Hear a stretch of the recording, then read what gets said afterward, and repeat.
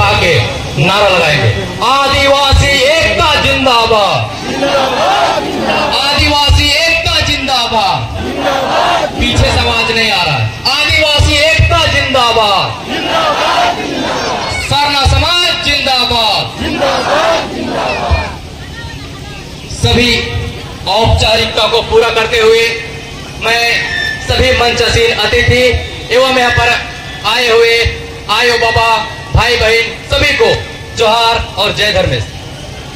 आज हम युवाओं को गांव गांव घूमना क्यों पड़ रहा है, धरना क्यों देना पड़ रहा है, कभी आप सोचने का प्रयास किए?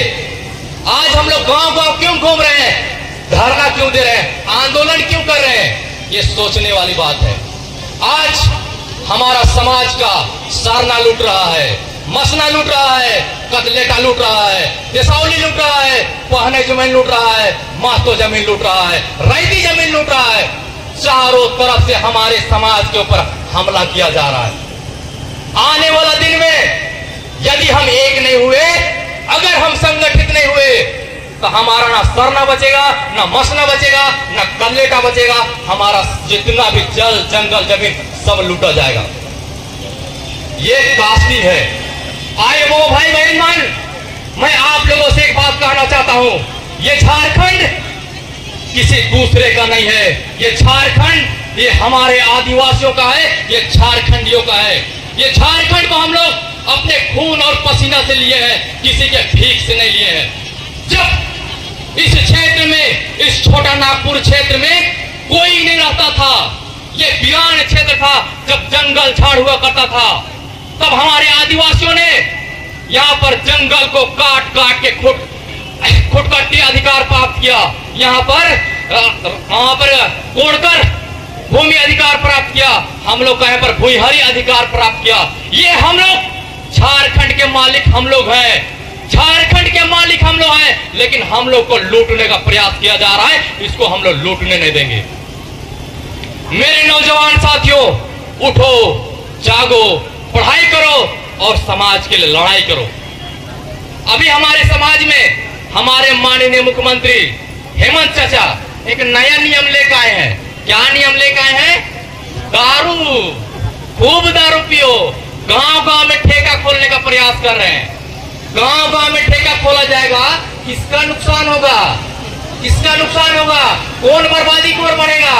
सिर्फ और सिर्फ आदिवासी समाज। यदि आप आदिवासी का विकास चाहते हैं, यदि आप आदिवासी का कल्याण चाहते हैं, तो गांव गांव में स्कूल खोलिए, गांव गांव में खेल का मैदान खोलिए, गांव गांव में अस्पताल खोलिए, गांव गांव में जितना भी विकास का चीज है वो खोलिए, ना कि हड़िया और दारू का काम कीजिए। हड़िया दारू से ऐसे भी हमारा समाज त्रस्त है, उसको और तोड़ने का प्रयास मत कीजिए। इसलिए मैं हेमंत सोरेन जी से कहना चाहता हूं, अभी भी आप आदिवासी के नेता हैं, अभी भी आप सबसे लोकप्रिय आदिवासी नेता हैं, अभी भी आपको जागने का जरूरत है। नहीं तो जिस दिन आदिवासी समाज जागा, अगर आदिवासी समाज उठाना जानता है तो आदिवासी समाज गिराना भी जानता है। इसलिए हम आपको चेतावनी देते हैं, ये सिर्फ मेरी बोली नहीं है, ये हुंकार है और यहां से उलगुलान शुरू होने वाला है। ऐसे भी हमारे समाज को आज से नहीं सदियों से तोड़ा जा रहा है, षड्यंत्र के तहत तोड़ा जा रहा है, कुचक्र के तहत तोड़ा जा रहा है। आपको एक बात याद दिलाना चाहता हूं, धर्म के रिलेटेड संबंधित है। अभी सरना कोर्ट का बात हो रहा है ना, आप लोग ध्यान से सुनिएगा। जब हमारा देश आजाद नहीं हुआ था, कब का बात है? जब हमारा देश आजाद नहीं हुआ था, जब जनगणना शुरू होता है 1871 में, तो हमारे जो सरना धर्म मानने वाले का कोलम हुआ करता था, हिंदू, मुस्लिम, सिख, ईसाई, जैन, बौद्ध और आदिवासी एनिमिस्ट के नाम से एक धर्म कोड हुआ करता था। लेकिन जब हमारा देश आजाद होता है, जब हमारा देश आजाद होता है 1951 जनगणना के बाद 1961 में काम किया जाता है, षड्यंत्र के तहत, पलायन के तहत ये हमारा कोलम को हटा दिया जाता है। और ये आज उसी का हम लोग लड़ाई लड़ रहे हैं सरना कोड के नाम से। लेकिन कार्तिक बाबा बहुत प्रयास भी करते हैं, लेकिन दुर्भाग्य की बात है, कार्तिक बाबा का सपना और जितने भी हमारे धर्म अगुओं का सपना आज धरा के धरा रह गया। जब कार्तिक बाबा का देहांत 1981 में होता है, इतना बड़ा लाखों लाख का हमारा आदिवासी समाज दूसरा कार्तिक उरांव पैदा नहीं कर पाया, ये दुर्भाग्य की बात है, ये सोचने की बात है कि नहीं है? बताइए तो। आज अगर हम लोग एक कार्तिक उरांव गए थे, 1000 कार्तिक उरांव पैदा किए रहते तो आज हमारा ये स्थिति ना रहता। लेकिन दुर्भाग्य की बात है, हम लोग एक कार्तिक उरांव दूसरा पैदा नहीं कर पाए। कार्तिक उरांव कोई मामूली इंसान नहीं थे। कार्तिक उरांव एशिया के 7वें नंबर के पढ़े लिखे इंसान थे। वो कोई भी काम करते थे तो सोच समझ के करते थे। एशिया में एक देश नहीं आता है, 48 देश आते हैं। मालदीव, श्रीलंका, भारत, पाकिस्तान, अफगानिस्तान, नेपाल, भूटान, बांग्लादेश, ऐसे बहुत सारे 48 देश आते हैं। उसमें कार्तिक बाबा 7वें नंबर के पढ़े लिखे इंसान थे और वो सीरम टोली सरना से सरुल का शुरुआत किए थे। और वो इस सरुल जुलूस को शुरुआत इसलिए किए थे कि हमारा समाज का कला, संस्कृति, सभ्यता बचा रहे।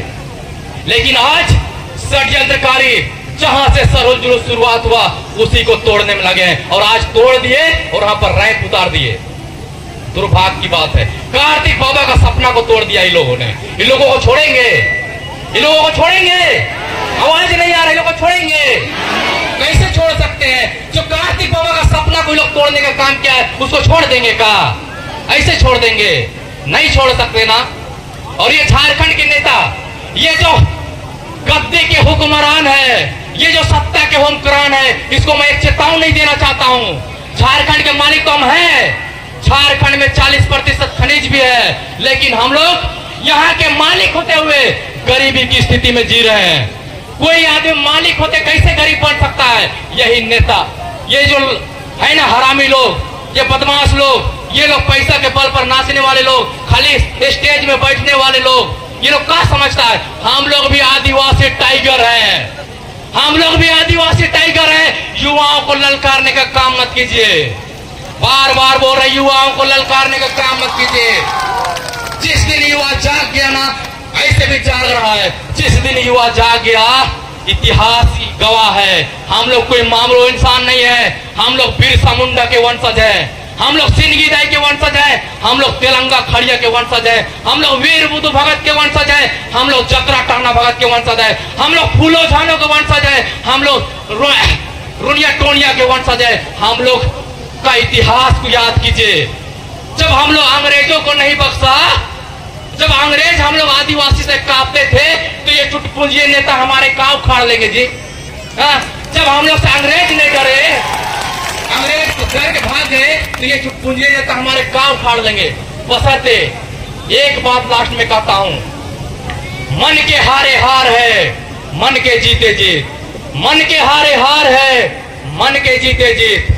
हार गए जो बिल लड़े उन पर है धिक्कार, हार गए जो बिल लड़े उन पर है धिक्कार। ये बात हमारे युवाओं के लिए है। जोहार। बहुत बहुत धन्यवाद।